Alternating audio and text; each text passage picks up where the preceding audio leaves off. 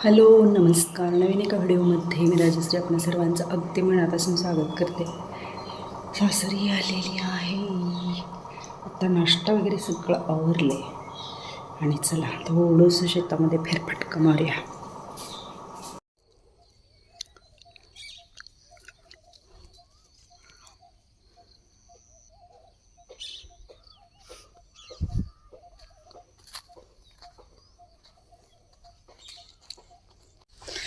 झाडाच्या बुडक्यापासून अंजीर लागायला चालू झालेत.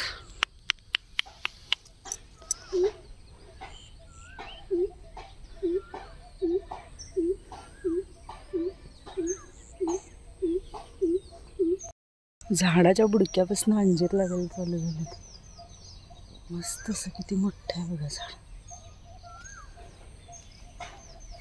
चलो.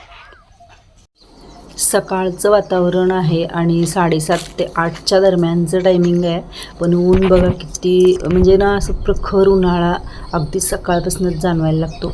आंब्याच्या झाडाला अगदी म्हणजे अगदी तुरळक एखाद दुसरी कैरी लागलेली आहे. द्राक्षाच्या बागेचा हा व्ह्यू बघा आणि नारळाची झाडं सकाळच्या वेळी आणि सायंकाळच्या वेळी इथलं ना दृश्य बघण्यासारखं असतं. खूप सुंदर आणि भरपूर असा पक्ष्यांचा किलबिलाट तर ऐकायला मिळतोच. याचबरोबर इथं शेतामध्ये भरपूर शेवग्याच्या शेंगाची झाडं आहेत, जी की अशी शेंगांनी लगडलेली आहेत. मग त्यामध्ये जी काय आपली गुलाबाची फुलं असू देत, शेवंती असू दे, वेगवेगळ्या प्रकारची सगळी फुलांची झाडं लावलेली आहेत. खूप जागा आहे त्यामुळं अशी इतस्ततः सगळीकडे झाडी बघायला मिळते. हा आहे रॉक्सी आणि भरपूर फुलांची पण तुम्हाला दाखवते झाडं काय काय आहेत ते. सकाळच्या टायमिंगला ना भरपूर असं म्हणजे छान वाटतं. अगदी मंगलमय वातावरण असतं. आणि ही कण्हेरी बघा किती छान अशी फुललेली आहे. कलर तर कसला भारी आहे. जास्वंदीला, ह्या छोट्या जास्वंदीला ना खूप कळ्या आणि फुलं येतात. माझ्याकडे सांगलीमध्ये सुद्धा हे झाड आहे, तर भरपूर अशा कळ्या येतात. त्याचबरोबर इथं गुलाब, हा गुलाब तर असा ड्युएल शेडमध्ये आहे, थोडासा पिंक आणि व्हाईट कलरमध्ये. खूप सुरेख आणि सुंदर दिसतो, अगदी मस्त असा. त्यानंतर इथं शेतामध्ये जवळच घराच्या अगदी वांग्याची झाडं वगैरे लावलेली आहेत. काकडीची आहेत वेल, कारल्याचे वेल, काकडीचे वेल. आणि ना ह्या दिवसामध्ये सुद्धा गौरीची झाडं मला बघायला मिळाली, अगदी म्हणजे फुलांनी भरलेली झाडं. शेतामध्ये भरपूर झाडं लावण्यासाठी जागा पण असते आणि म्हणजे आपण बऱ्याच प्रयोग पण करू शकतो.